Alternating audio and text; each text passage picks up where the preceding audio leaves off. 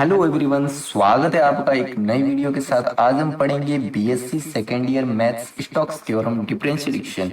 तो देखिए, बिना कुछ समय की देरी के हमारे स्टोक्स थ्योरम स्टोक्स प्रमेय को समझते हैं। तो यदि इस यूट्यूब प्लेटफॉर्म पर आप पहली बार विजिट करें तो चैनल को सब्सक्राइब जरूर कर लेना, क्योंकि यहाँ पर आपको सभी BSc first to final year maths और फिजिक्स के वीडियोज मिल जाएंगे। तो चैनल को सब्सक्राइब करना ना भूलें। तो देखिए, हमारा जो स्टोक्स प्रमेय क्वेश्चन दिया था, तो उसको पहले लिखते क्या दिया स्टोक्स प्रमेय का। C X Y D X plus X Y square D Y. तो जो स्टोक्स प्रमेय का जो फॉर्मेट होता है वो मैंने आपको एक और क्वेश्चन में समझाया था, वो आप देख सकते हो, बीएससी सेकेंड ईयर के प्लेलिस्ट में होगा। तो एफ डी आर ये होता है, एफ डी आर जो स्टोक्स प्रमेय से है ना, आप लिख सकते हो स्टोक्स प्रमेय से। ओके, तो देखिए यहाँ पर आप एफ जो होता है उसके लिए हम पहले आर मान लेते हैं, क्योंकि आर होगा तब आसानी से हमें इसका जो स्टोक्स प्रमेय का जो पृष्ठीय समाकलन है वो आप आसानी से आप निकाल सकते हो।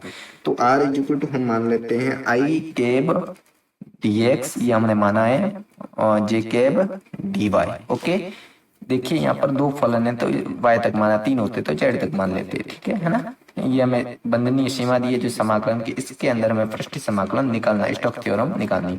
तो देखिए जो r दिया है, अब हम कैसे करेंगे आगे। f के लिए हम क्या लिखेंगे, जो पहले अब dr निकाल देते, क्योंकि हमें यहाँ dr की जरूरत है। तो इसका लिए कि dr निकाल देंगे तो dr क्या हो जाएगा, i x हो जाएगा, और इसका क्या हो जाएगा, j y हो जाएगा, यानी y x i के। इसको मतलब कहने का मतलब है आपको डी आर हो जाएगा एक्स आई के प्लस वाई जे के। ओके, इसको हम समीकरण नंबर 1 दे देते हैं। अब देखिए जो स्टोक्स थ्योरम का क्वेश्चन होता है उसमें क्या होता है, सी के फॉर्मेट में होता है समाकलन। तो देखिए यहाँ पर जो सी है क्या हो जाएगा, एक्स वाई आई के प्लस एक्स वाई स्क्वायर जे के, है ना। ये क्वेश्चन दिया था जो मैंने इसके फॉर्म में लिखा है। तो एफ एफ को हमने इस फॉर्म में लिखा, जो ये समीकरण दी थी हमने, यहाँ पर आई कैप लिखा, यहाँ पर जे कैप लिखा, है ना। तो यहाँ पर देखिए डी आर क्या हो जाएगा, i D X i cap D X plus J cap D Y, ये होता है। तो इसको सॉल्व करेंगे जब इसको, तो क्या हो जाएगा, एक्स वाई आई कैप हो जाएगा, sorry I x D x हो जाएगा, क्योंकि आई कैप डॉट गुणन होगा तब हट जाएगा, और यहाँ पर हो जाएगा X Y square D Y. तो यहाँ पर जो अब इसका हम क्या निकालेंगे, डेल इंटू एफ निकालेंगे। डेल इंटू एफ कैसे निकालते हैं, जो डेल इंटू एफ निकालने के लिए पहले मैंने आपको अगले क्वेश्चन में भी समझाया था, पहले आई कैप लिखते हैं, फिर जे कैप लिखते हैं, फिर के कैप लिखते हैं। तो जो आई कैप होता है ना, उसके नीचे लिखते हैं हमेशा डी अपॉन डी एक्स, इसके नीचे लिखते हैं हमेशा डी अपॉन डी वाई, इसके नीचे लिखते हैं डी अपॉन डी जेड। तो देखिए जो डी अपॉन डी एक्स होता है वो देख लीजिए, यहाँ पर एक्स वाई है, और ये कितना है, एक्स वाई स्क्वायर है। तो ये हमें डी अपॉन डी जेड नहीं है, अगर होता तो लिख लेते हैं, यहाँ पर कर दीजिए, है ना। तो देखिए अब हम इसका कर देंगे प्रोडक्ट, यानी कि गुणन कर देंगे जो सॉल्व करते आगे। तो देखिए यहाँ पर क्या हो जाएगा, आई कैप पहले लेते हैं, आई कैप लेते हैं, आई कैप लेंगे, देखिए आई कैप कट जाएगा, तब इसका गुणा इससे, इसका गुणा इससे करना है, यानी डीवाई पहला डीवाई का गुणा डी अपॉन डीवाई का गुणा करना है, यानी डी अपॉन डीवाई का अवकलन किसके सापेक्ष करना है, जीरो के सापेक्ष, और इसका अवकलन करना है डी अपॉन डी जेड का अवकलन करना है हमें एक्स वाई स्क्वायर के सापेक्ष। देखिए प्लस अब लेंगे जे कैब लेंगे, तब देखिए जे कैब से कट जाएगा, डी अपॉन डी एक्स का, तो सॉरी पहले डी अपॉन डी जेड का करेंगे, डी अपॉन डी जेड का कर तो करना है एक्स वाई के सापेक्ष अवकलन, और इसका करना है डी अपॉन डी एक्स का करना है जीरो के सापेक्ष। अब लेंगे हम के कैप।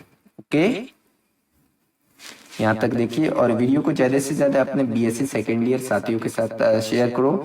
और मैंने स्टोक्स थ्योरम पढ़ा दिया, पिकार्ड मेथड पढ़ा दिया है, चारपिट मेथड पढ़ा दिया है, मोंगे विधि पढ़ा दिया। आप बीएससी सेकेंड ईयर की प्लेलिस्ट में देख सकते हो, फिजिक्स एंड मैथ्स के दोनों वीडियोज अपलोड कर दिए। तो चैनल को सब्सक्राइब करना ना भूलना। तो देखिए यहाँ पर जो अब डी अपॉन डी जेड होगा, इसके लिए देखिए के कैप काटेंगे, तब देखिए के कैप हमने काट दिया, अब क्या बचेगा, ये हो जाएगा डी अपॉन डी एक्स का गुणा x, D upon D x का समाकलन, सॉरी अवकलन एक्स वाई स्क्वायर के सापेक्ष, और इसका हो जाएगा डी अपॉन डी वाई का डिफरेंशियल हो जाएगा एक्स वाई के सापेक्ष, हो जाएगा।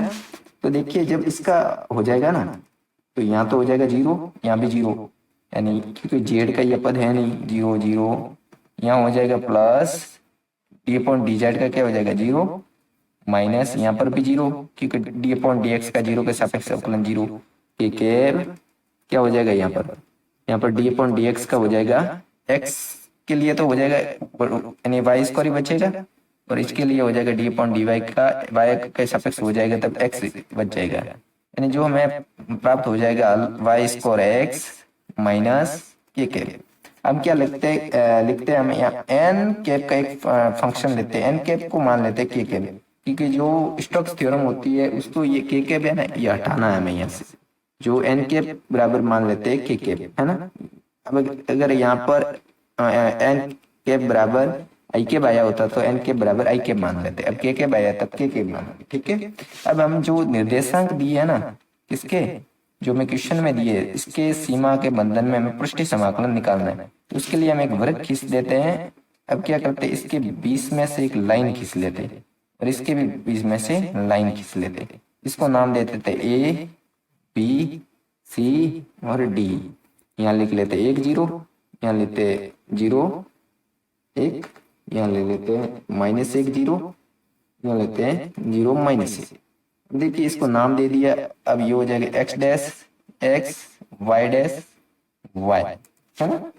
तो जो पृष्ठीय समाकलन अब सीख जब हटाना है यहाँ से जो इसके जो समाकलन, तो पृष्ठीय समाकलन के लिए क्या हो जाएगा एस एन के, ये आपको मैंने अगले क्वेश्चन में भी समझाया था स्टोक्स थ्योरम के, देख सकते हो बीएससी सेकंड ईयर के प्ले लिस्ट बनी हुई है आपके लिए, del into F D S, है ना।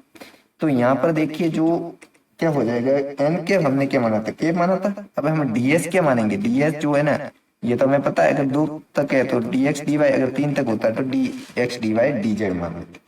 तो देखिए जो एन केप है ना, N cap del into F कर देते, तो देखिए एन केप की जगह हमने क्या माना के कैप, और इसकी जगह में क्या माना Y square x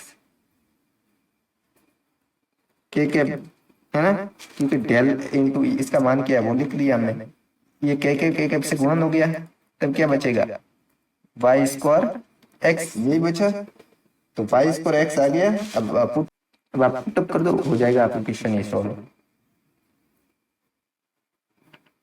S Y square minus X D X D Y, है ना।